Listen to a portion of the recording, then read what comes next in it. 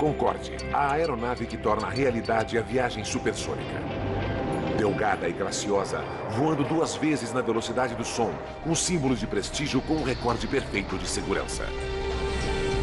Mas 113 pessoas morrerão daqui a 120 segundos. Agora, utilizando avançada tecnologia computadorizada, revelaremos exatamente o que deu errado. Desastres não acontecem simplesmente. Eles são uma sequência de eventos decisivos. Conheça as determinações fatídicas naqueles segundos finais antes do desastre. Segundos fatais. Concorde. Europa. França. Paris. 25 de julho de 2000.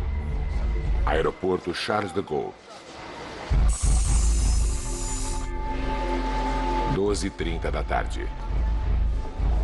100 homens, mulheres e crianças fazem o check-in para o voo AF4590. Vieram de todas as partes da Alemanha na expectativa de uma viagem única.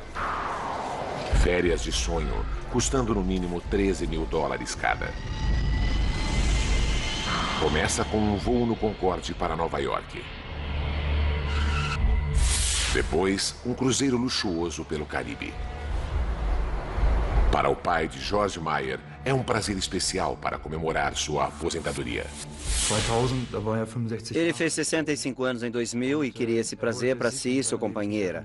Ambos gostavam de viajar e tinha sempre de ser algo especial.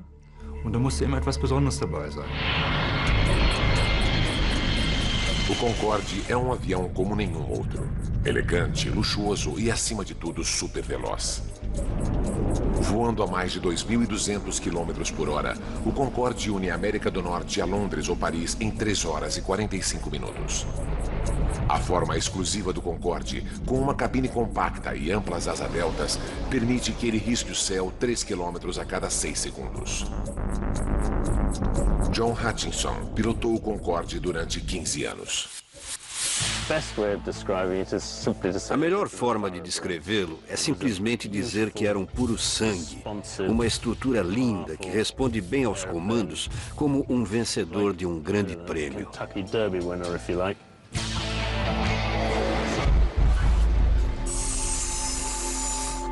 À 1h30, todos os passageiros estão prontos para sua viagem supersônica. O piloto, o capitão Christian Marty, já está no cockpit preparando-se para o voo. Os passageiros estão em boas mãos. Marty, de 54 anos, é um dos pilotos mais experientes da Air France. Um aventureiro de talentos extraordinários. Em 1982, Christian Marty foi o primeiro francês a cruzar o Atlântico num windsurf. É uma celebridade nacional. A bordo do Concorde, o capitão Marty faz a verificação pré-voo. Seu controlador de tráfego aéreo é o experiente Gilles Logilin, que chega para iniciar seu turno da tarde.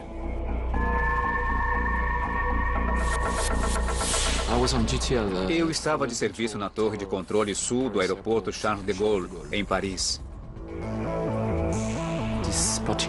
Não era o meu plantão, mas na véspera um colega me pediu para trocar. Ele fez o meu horário da manhã e eu fiz o seu turno da tarde. Com a troca de turno, ele ganhou um presente inesperado. Gilles Logilin é o controlador responsável pela decolagem do Concorde. O Concorde é um dos mais belos aviões que eu já vi. Sua linha é pura. Eu gostava muito de vê-lo aterrissando e decolando. Durante a verificação pré-voo, o capitão Marty vê que o motor número 2 apresenta uma falha técnica.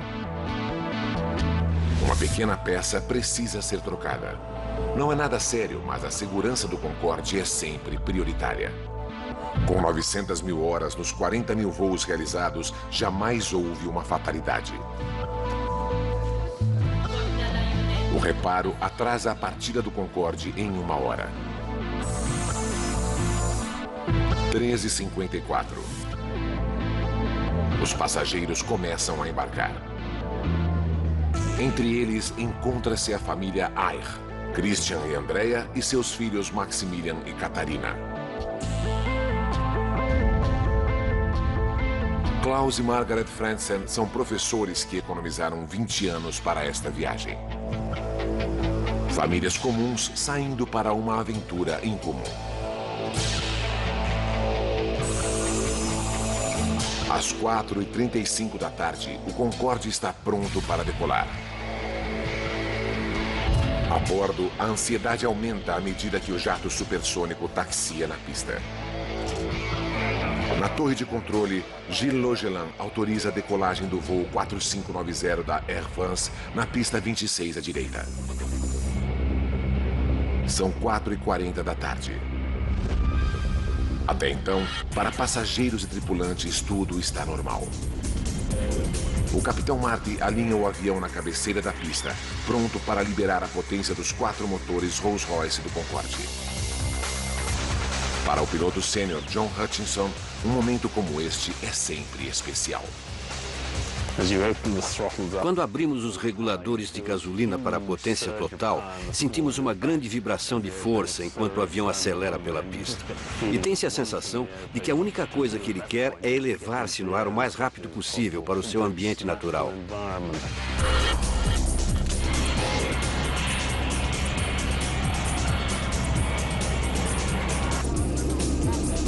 Na torre de controle, Gilles Logelin monitora a decolagem.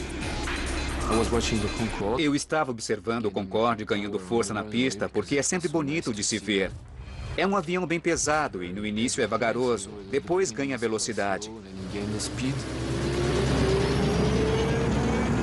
O Concorde acelera na pista de 4.000 metros. Ele passa a 320 km por hora. Utilizando a computação gráfica, recriamos o que aconteceu a seguir. Para Gilles Logelin, é um momento de puro horror. De repente, vi as chamas no corpo do avião.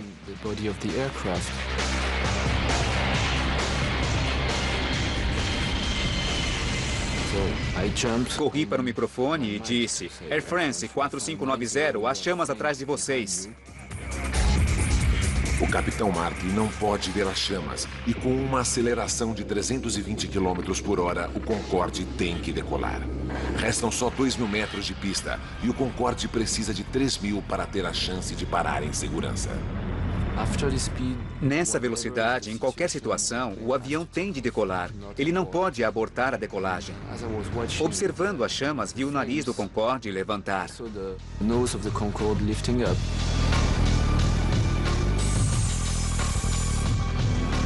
Às 4h43 e 15 segundos, o capitão Marty puxa o manche. O Concorde levanta voo. Foi assim que as testemunhas viram o voo AF4590 do Concorde. Martine Bonnet trabalha em um escritório na margem oeste do aeroporto. Às 4h44, ela tem uma visão aterradora. Eu estava olhando pela janela e vi o Concorde decolando lentamente com a parte traseira em chamas. Senti muito medo porque, com tanto fogo, achei que o avião ia explodir bem na minha frente. Peut-être exploser juste là devant nos bureaux. A aeronave danificada prossegue em seu voo.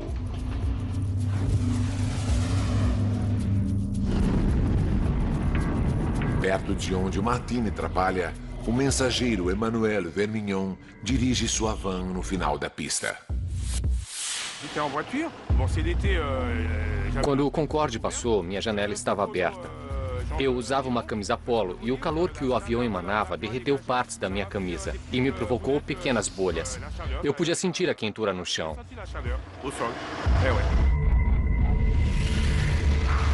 Enquanto o capitão Marty luta com o controle para ganhar altitude, fora de suas vistas, as chamas envolvem a asa esquerda. A visão chocante foi filmada pela esposa de um motorista de caminhão. É o único filme mostrando o Concorde em chamas. Ele será uma prova vital nas investigações.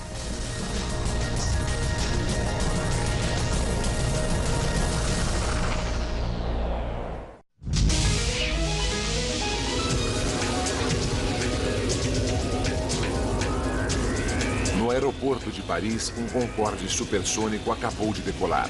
Mas agora o avião está em chamas e 109 passageiros a bordo estão em perigo.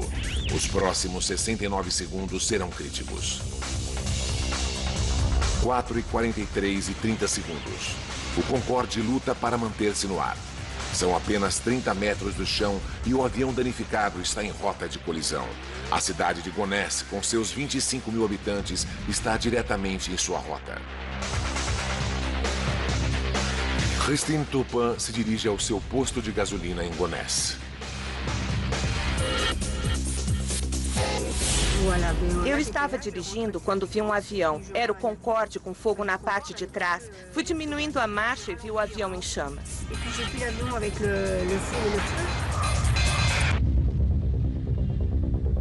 O capitão Marty está ficando sem opções. A asa esquerda do Concorde está se desintegrando. O empresário Patrick Tess está diretamente na rota do avião. Eu estava no escritório falando com uma cliente. A janela dá para a pista. Fui interrompido por um barulho tremendo. Era o Concorde em chamas, inclinando-se violentamente.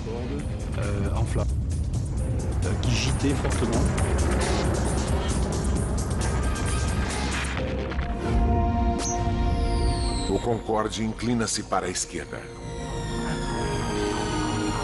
O avião estanca e mergulha para o solo.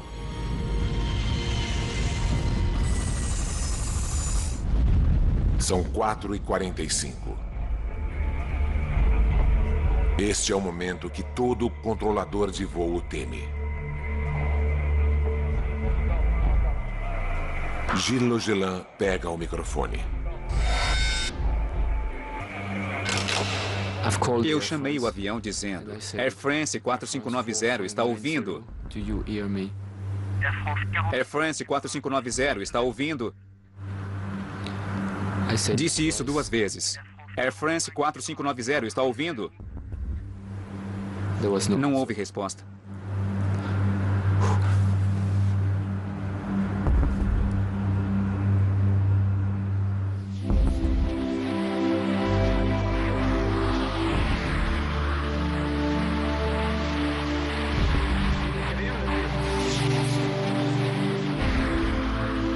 O jato supersônico com os tanques cheios e 109 pessoas a bordo cai sobre um hotel nas cercanias de Gonesse.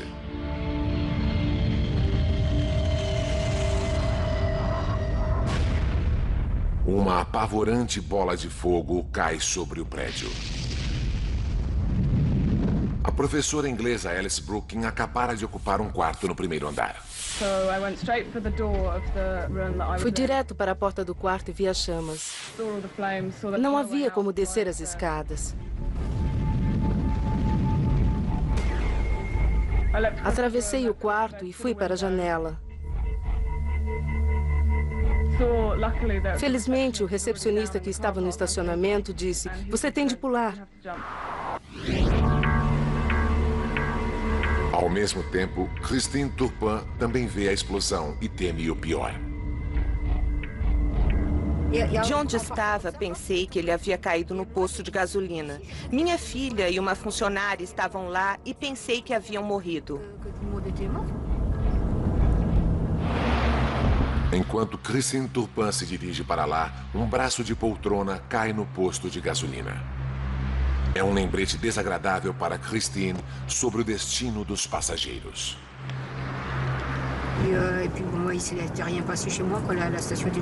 Ao se ver um braço de poltrona, não se pode deixar de imaginar que deve ter sido dos passageiros a bordo do avião.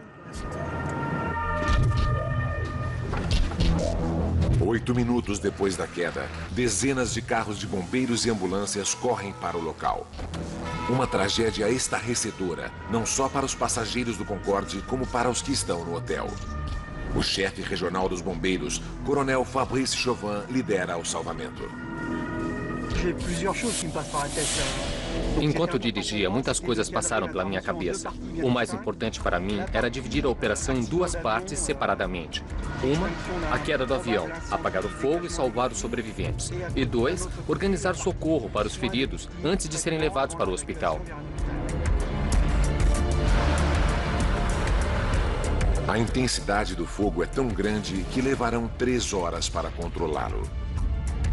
Como mostram as cenas deste noticiário, os restos queimados do avião e do hotel estão irreconhecíveis.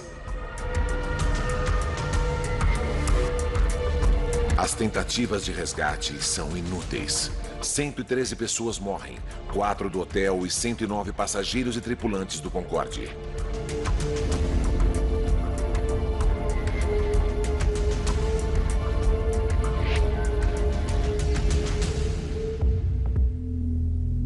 Três gerações da família Air morreram.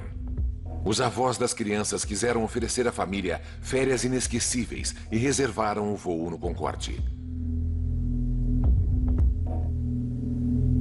Os professores Klaus e Margaret Franzen economizaram durante 20 anos para voar no Concorde. A equipe de salvamento começa a trágica tarefa de retirar os corpos do local do acidente.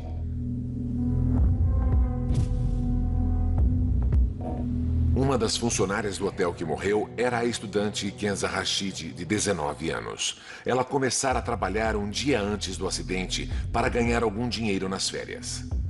Outra vítima é a arrumadeira Devraneh Chandan Singh. Ela deixou 2 filhos.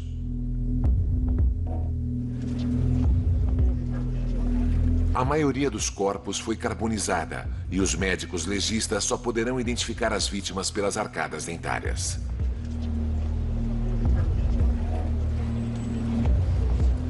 É um momento doloroso para os parentes das vítimas, como George Meyer. Uma das coisas mais difíceis foi a identificação do meu pai e seu sócio. Não sobra muito dos passageiros depois de um acidente. Foi difícil. George vai esperar 2 semanas até identificarem os restos mortais de seu pai. Tivemos de esperar um longo tempo. Não foi nada fácil, dia após dia.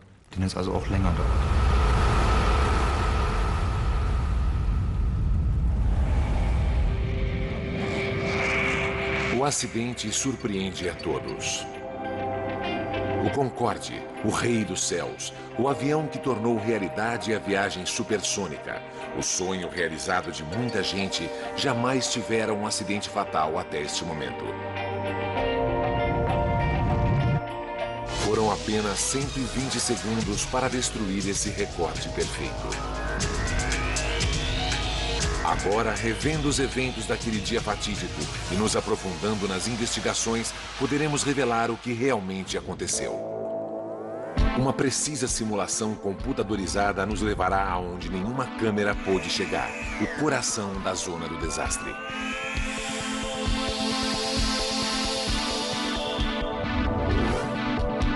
O Bureau Francês de Acidentes Aéreos enviou seus melhores investigadores.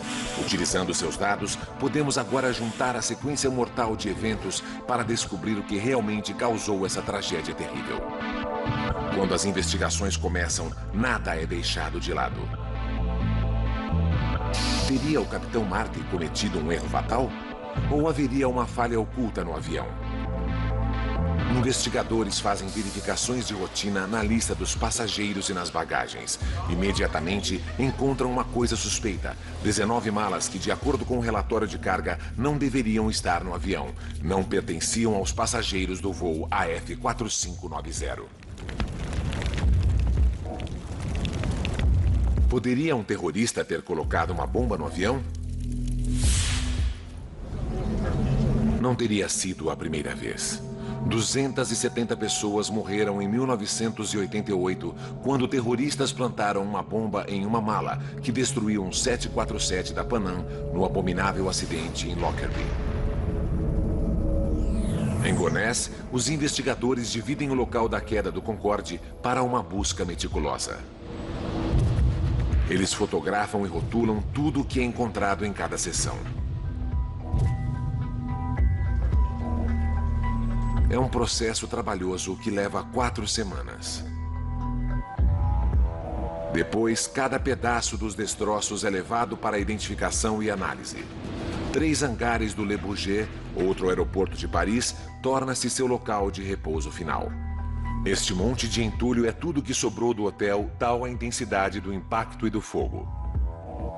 A construção de 40 apartamentos é reduzida a pouco mais de uma pilha de fragmentos.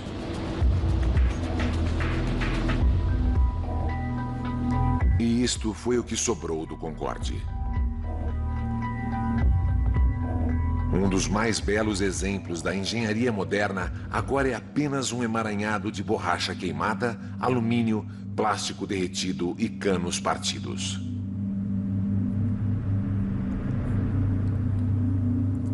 Os investigadores franceses separam e identificam cada fragmento.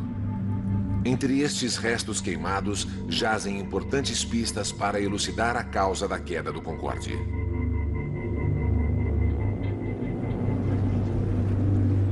Em questão de horas, a equipe do Bureau Francês de Acidentes Aéreos recupera as caixas pretas.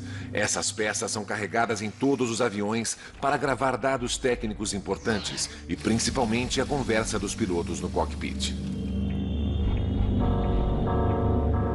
Eles analisam as caixas pretas. Não há som de explosões e fica claro que não se pode culpar o terrorismo. Os investigadores são forçados a buscar uma nova pista. Eles se concentram no reparo do motor ordenado pelo capitão Marty pouco antes da decolagem. Eles sabem que o Concorde havia voltado de Nova York no dia anterior, com um inversor de empuxo defeituoso no motor número 2. O inversor de empuxo ajuda a frear o avião depois da aterrissagem.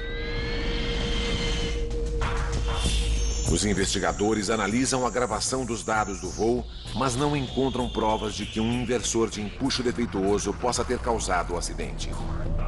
Aumenta a pressão para se encontrar uma resposta. Até lá, as autoridades francesas proíbem todos os voos no Concorde da Air France. As atenções agora se voltam para os 120 segundos do início da última decolagem da aeronave. O capitão John Hutchinson pilotou centenas de decolagens dela. Depois de alinhado na pista, o capitão aperta o cronômetro e abre totalmente os reguladores. A tarefa do capitão é manter-se em linha reta na pista. A tarefa do copiloto é fazer o que a velocidade pede. O engenheiro de voo está ali presente, monitorando todos os instrumentos, principalmente este grupo, que são dos motores.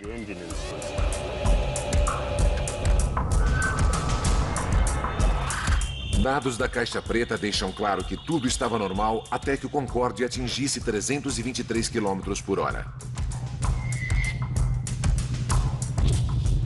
O Concorde está agora a 79 segundos do desastre.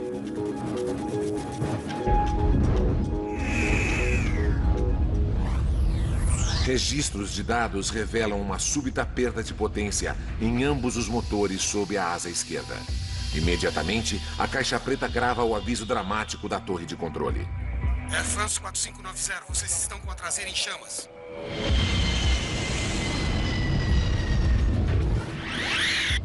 Apesar do aviso, o piloto Christian Marty tinha passado o ponto de retorno. Não há pista suficiente para parar em segurança. Ele teve que decolar. Ele puxou o controle de coluna para levar o avião a seu ângulo de 12,9 graus. Estava tendo problemas com os motores esquerdos, que não produziam a potência que deviam, e se esforçando muito para que a aeronave ganhasse velocidade. Mas com certeza estava sendo vencido pelos problemas dos motores esquerdos.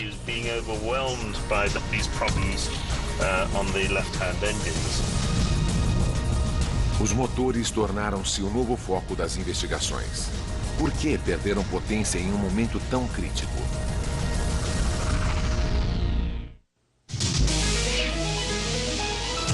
Com apenas 2 minutos de jornada, o voo 4590 do Concorde da Air France cai matando 113 pessoas. Um golpe devastador na primeira aeronave supersônica do mundo. Utilizando computação gráfica avançada com base no relatório oficial, nos aprofundamos na investigação para revelar a sequência mortal de eventos. Os investigadores sabem que os dois motores esquerdos perderam potência quando o Concorde ultrapassou os 323 km/h na pista. Mas por quê? Então, houve um novo e importante dado. Os investigadores franceses encontraram vários fragmentos de pneus na pista, um deles pesando 4,5 kg. Testes confirmam rapidamente que pertencem ao Concorde. É uma pista significante. Por quê? Porque os pneus do Concorde se dilatam em pressão extremamente alta, o que os torna mais propensos a estourar que os de outras aeronaves, principalmente durante pousos e decolagens. O piloto John Hutchinson explica. Quando o capitão levanta o avião, ele está comprimindo o trem de pouso na pista. E a pressão se torna maior nos pneus e nas rodas naquele ponto em especial.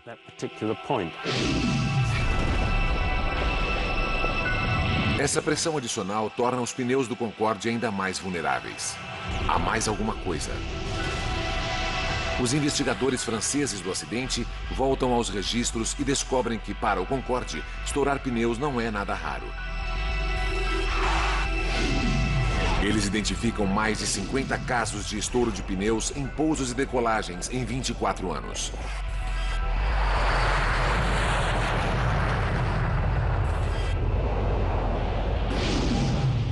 Um dos piores incidentes envolveu outro Concorde da Air France, dessa vez no aeroporto Dulles, de Washington, em 1979.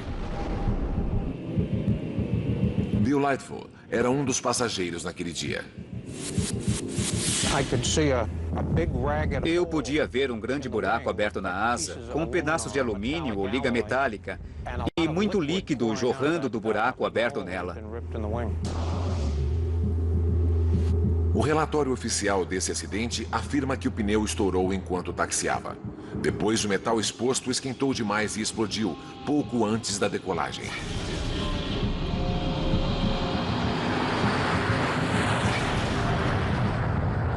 O avião decolou, mas 20 minutos mais tarde voltou ao chão em segurança. O avião sobreviveu a esse susto que causou uma grande vistoria de segurança nos pneus. Os engenheiros do Concorde instalaram sensores para detectar pneus subinflados, modificaram procedimentos de inspeção de rodas antes de cada voo e, o mais importante, como explica o especialista em aviação David Learmonth, desenvolveram pneus mais fortes que podem suportar 2 vezes o peso de sua carga normal. O requisito em voos de teste era podermos ter um pneu estourado na decolagem e podermos completá-la sem pneu algum.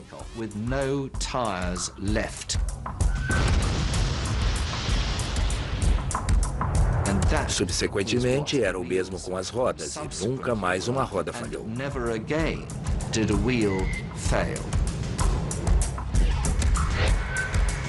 Isso até 18 anos mais tarde, quando alguma coisa errada acontece. Apesar das medidas de segurança, um dos pneus do Concorde explode em fragmentos. Os investigadores vão mais fundo. Eles reexaminam os escombros encontrados na pista e fazem a mais importante descoberta da investigação. Esta misteriosa tira de metal de 43 centímetros. Quando se encaixa a tira de metal de 43 centímetros ao dano no pneu do Concorde, o ajuste é perfeito. De repente, tudo passa a depender da origem desse metal. De onde ele veio? São 5 semanas de trabalho cuidadoso de detetive, comparando-a a milhares de partes que formam uma aeronave. Então, uma brecha. Eles descobrem que a tira de metal pertence à montagem do motor de um DC-10. E o registro de voos de Paris revelam que um DC-10 da Continental Airlines decolara 5 minutos antes do Concorde. Eles rastreiam o avião até Houston, no Texas, e incrivelmente descobrem que faltava uma parte do motor. é a tira de metal ajustada 16 dias antes durante a manutenção no DC-10. Quando David Learmonth vê a fotografia da tira de metal, fica atônito. Tinha bordas ásperas e não porque o Concorde havia passado por cima dela. Tinha sido cortada grosseiramente. As bordas não eram retas. Outra coisa, foram feitos orifícios para parafusos ou rebites que se espalhavam por toda a parte.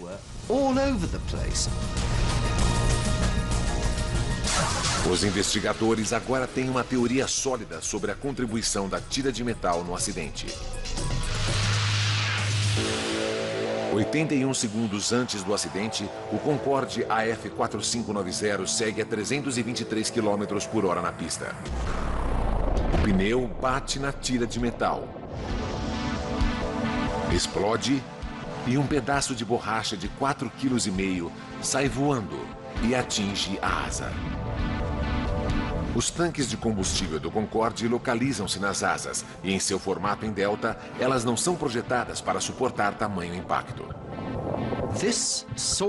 Esse tipo de eventualidade jamais fora previsto em testes.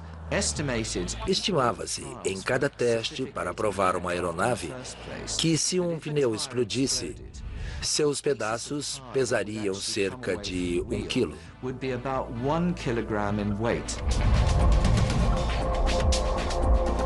O pedaço de borracha que atinge a asa do Concorde naquele dia pesa quase 5 vezes mais, 4,5 kg.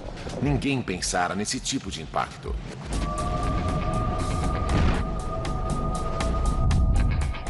E mais, pode-se encaixar um fragmento grande do pneu em uma cavidade na asa, mas, surpreendentemente, a asa não foi perfurada naquele ponto. E se o pesado pedaço de borracha não perfurou a asa, o que fez o combustível vazar? O pedaço de pneu que atingiu a asa e a danificou era tão grande e chato que, embora muito pesado, não perfurou a asa. Mas causou uma onda de choque tão forte no combustível que abriu uma brecha no tanque da asa para o lado de fora. O choque foi enorme.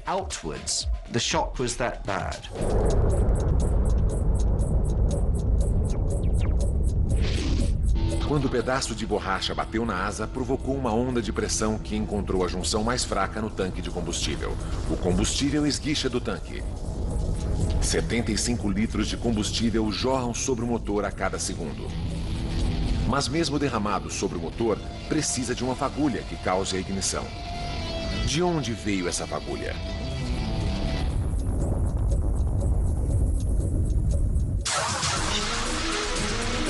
O Concorde 4590 da Air France cai depois de decolar do aeroporto Charles de Gaulle, em Paris.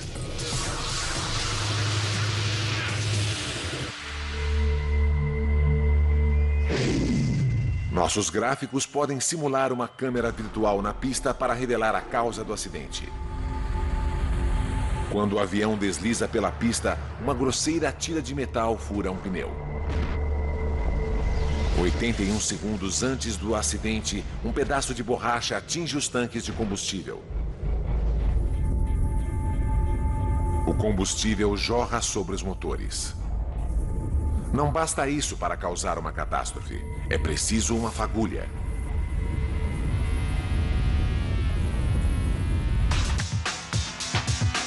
Pela gravação no cockpit, sabemos que os pilotos têm problemas com o mecanismo de pouso na decolagem.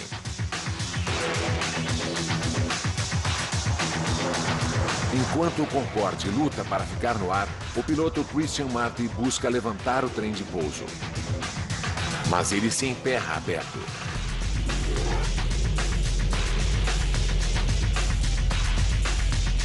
O único filme de vídeo do acidente fornece mais evidências. Ele mostra o trem de pouso na posição para baixo.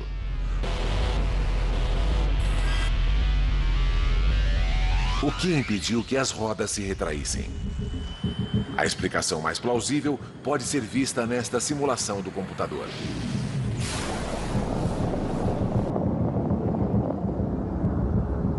Estilhaços do pneu estourado atingem a caixa de engrenagem da aterrissagem, onde danifica cabos de força.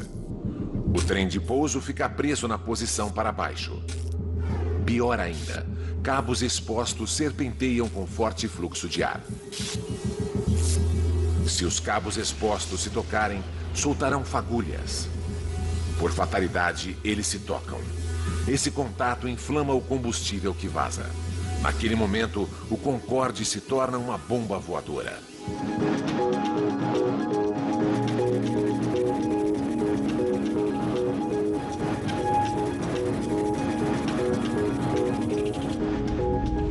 Agora podemos dizer como deve ter sido para o Capitão Marty.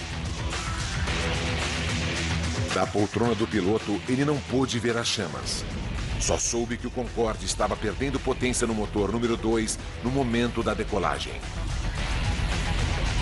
Um segundo mais tarde, a torre de controle o alertou sobre o fogo.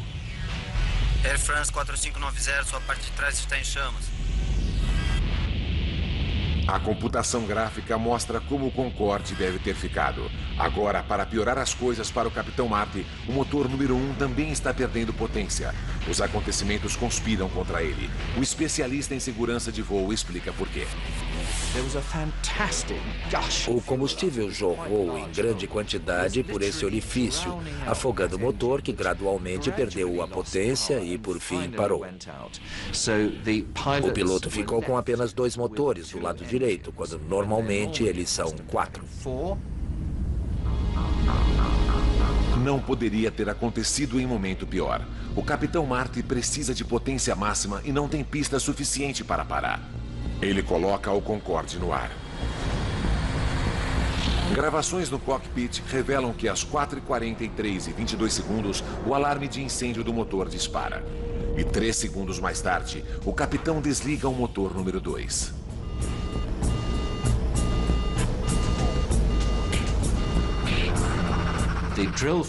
O procedimento para incêndio é desligar o motor, cortar o suprimento de combustível e tentar o extintor de incêndio para apagar o fogo.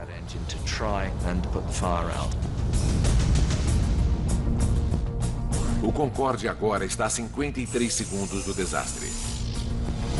Gilles Logelan, na torre de controle, ajuda como pode o Capitão Marty. Faça como preferir, a prioridade é sua para voltar à pista. Mas a 60 metros, o Concorde está baixo demais para manobrar. Em vez disso, o Capitão Marty tenta levar o avião danificado para a pista mais próxima, no aeroporto Le Bourget, a 5 quilômetros à frente. Mas há um novo problema para o Capitão Marty. O fogo agora é tão intenso que a asa do Concorde está derretendo e se desintegrando. A ponta de trás da asa do Concorde é o controle conhecido como Elevon, que permite ao piloto elevar ou baixar o nariz da aeronave. O fogo foi tão forte que a estrutura de trás do avião estava virtualmente se evaporando. Os controles essenciais do piloto estavam sendo destruídos. Ao mesmo tempo, os detectores de fumaça dos toaletes eram ouvidos nas gravações. Para os passageiros, vapores na cabina tornam as condições insuportáveis. O Concorde está agora a 49 segundos do desastre.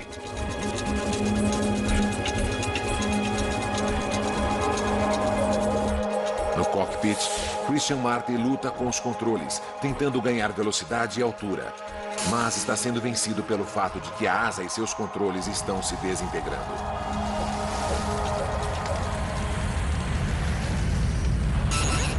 – 33 segundos. O alarme de incêndio do motor soa novamente e permanece ligado por toda a duração do voo. O Capitão Marty não tem mais opções. Mesmo a pista do Le Bourget, agora a 3 quilômetros, está fora de alcance. Nos últimos 11 segundos, a torre de controle ouve as últimas palavras de Christian Marty. Tarde demais, não há tempo.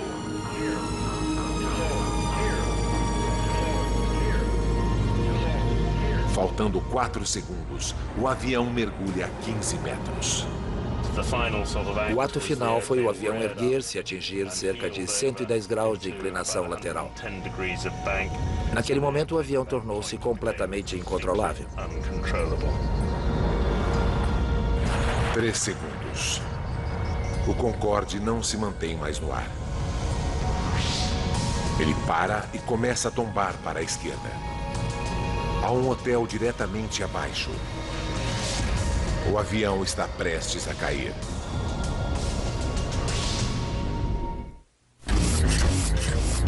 "118 segundos depois que o Concorde começa a acelerar na pista, 109 pessoas veem a face da morte.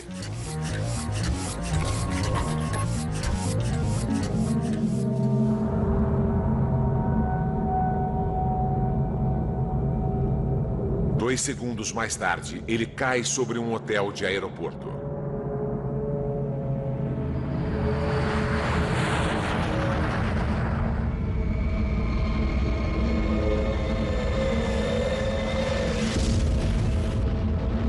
Os 100 passageiros e 9 tripulantes a bordo morrem, bem como 4 pessoas no hotel.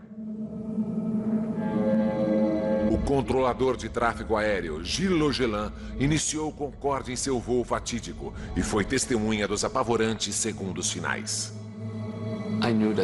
Eu sabia que tudo havia terminado. Sabia que era a confirmação de uma realidade que eu não aceitara. Pois até aquele momento, eu ainda acreditava não ser verdade, que não era real. E aí eu percebi que estava acabado. O que não podia acontecer, acontecera. Era um acidente real. O Concorde, o único supersônico bem-sucedido, teve seu recorde de 25 anos de segurança destruído em apenas 120 segundos. Foi um desastre de horror inimaginável. Os passageiros tiveram poucos segundos para se preparar para morrer. O advogado Christoph Wellens fala pelas vítimas. Creio que os passageiros perceberam logo que alguma coisa ia mal com o avião. Ele não subiu, e então uma asa pegou fogo. Ele voava a baixa altitude, logo acima do chão. Depois, o avião começou a virar. Acho que eles perceberam logo que algo terrível estava para acontecer. E devem ter se preparado para morrer. 2 dias mais tarde, permitem que os parentes coloquem flores no local do acidente.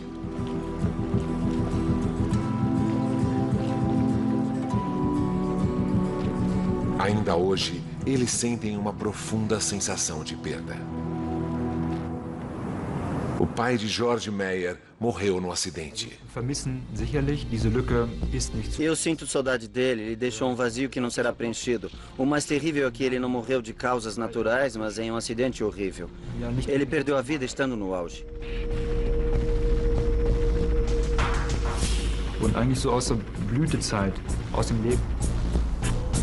O desastre também foi traumático para os sobreviventes da cidade de Gonesse. O empresário Patrick Tess escapou milagrosamente. Ele trabalha ao lado do hotel destruído pelo Concorde. Até hoje, ele relembra fatos.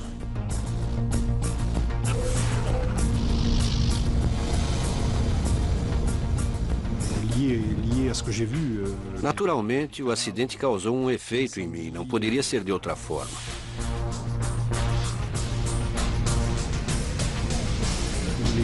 Ver o que eu vi, os corpos, o fogo, os ferimentos, foi horrível. O odor de carne queimada é terrível.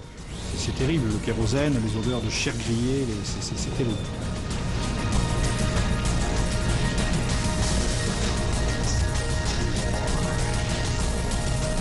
Para o Concorde, o desastre de Paris foi o início do fim. 3 semanas depois da queda, todos os voos do Concorde são suspensos. A Air France e a British Airways, as duas companhias que voam com o Concorde, têm que fazer grandes modificações na segurança. Pneus são reforçados para que continuem funcionais, mesmo se perfurados por uma lâmina de 30 centímetros. Engenheiros cobrem os tanques de combustível com revestimento à prova de balas para resistir a perfurações. E fiações elétricas no trem de pouso principal são reforçadas.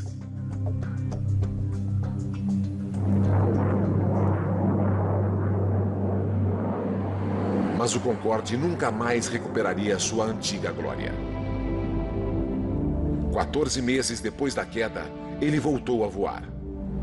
Mas o custo para manter e melhorar a frota envelhecida é alto demais. O número de passageiros cai vertiginosamente. Em 24 de outubro de 2003, o Concorde leva passageiros pela última vez. A primeira era de passageiros supersônicos chega ao fim. O Concorde agora é apenas uma relíquia de museu. Aquela fatídica tarde de julho em Paris deveu-se a uma crítica sequência de eventos. Uma simples tira de metal na pista perfura um pneu, lançando pedaços do pneu contra a asa. Uma onda de pressão causa a erupção do combustível do tanque e os fragmentos voam para debaixo do trem de pouso, onde atinge um cabo elétrico. Uma fagulha se inflama, causando um inferno no momento crucial da decolagem.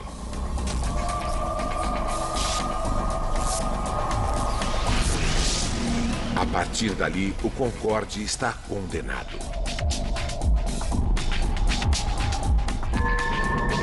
Uma sequência de eventos que ninguém poderia prever e que veio a culminar com a sua destruição.